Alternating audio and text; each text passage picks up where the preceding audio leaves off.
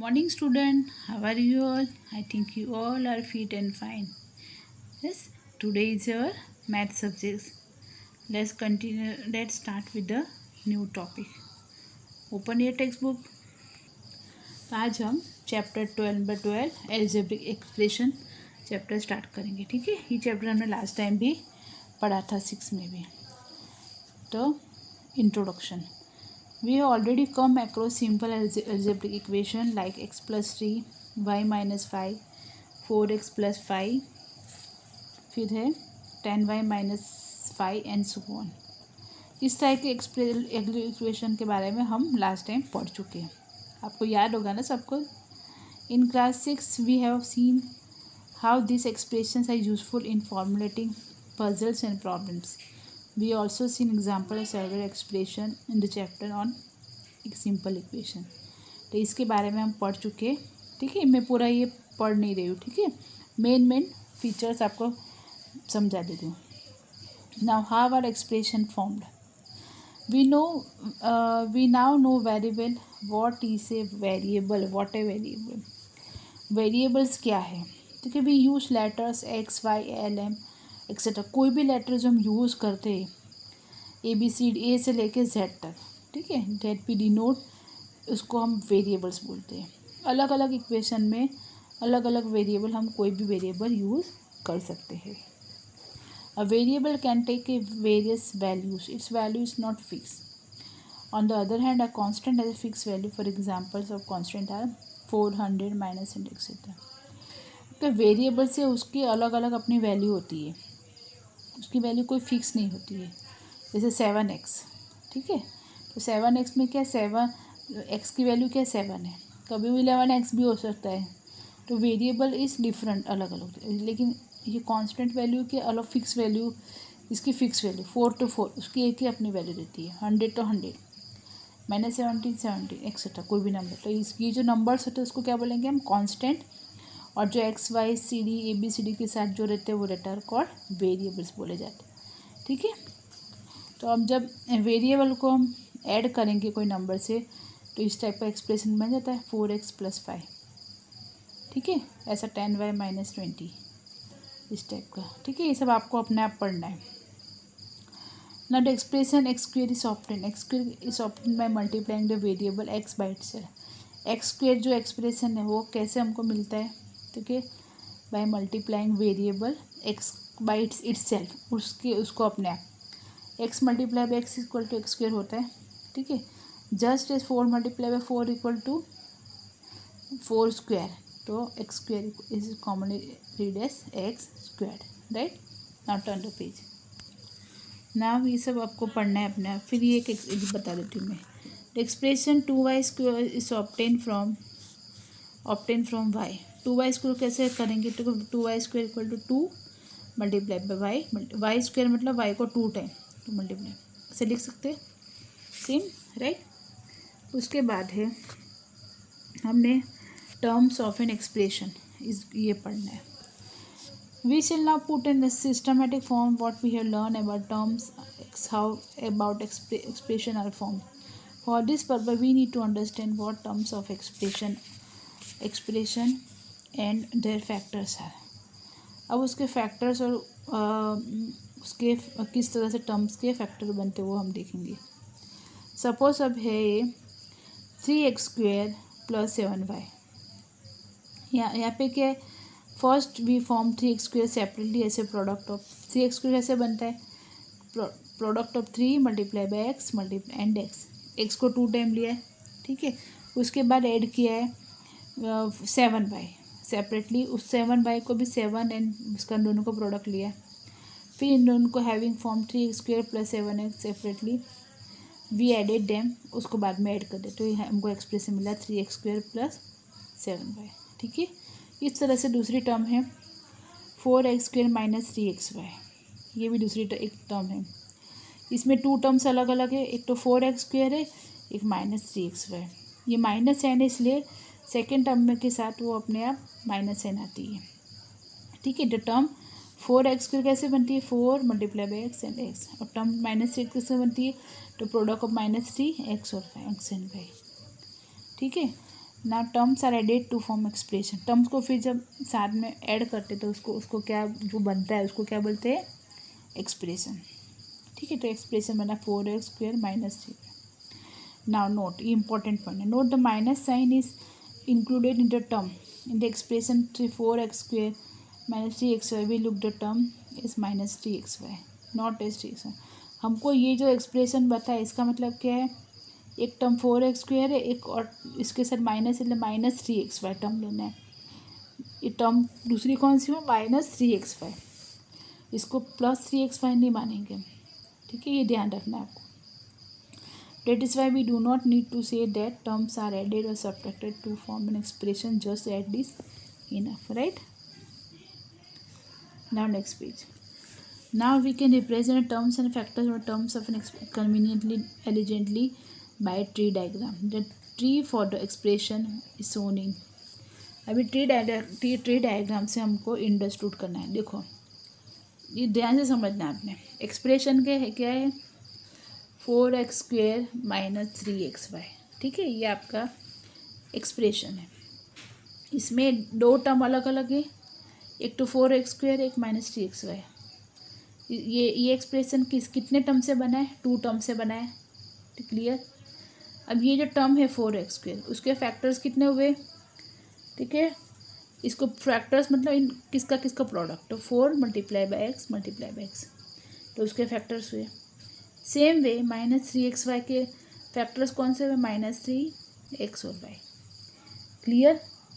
तो ये समझ में आया, ये आपके एक्सप्रेशन, फिर टर्म अलग करो, फिर इसके फैक्टर्स अलग करो, राइट। सेम वे इधर होगा 5xy प्लस 10, तो इसके टर्म्स ये दोनों टर्म्स हुए प्लस 10, इसलिए खाली 10 ही लिखना है, इसके फैक्टर कोई नहीं है।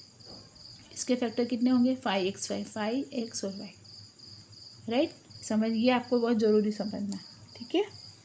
नाउ नेक्स्ट, अब एक कोएफिशिएंट।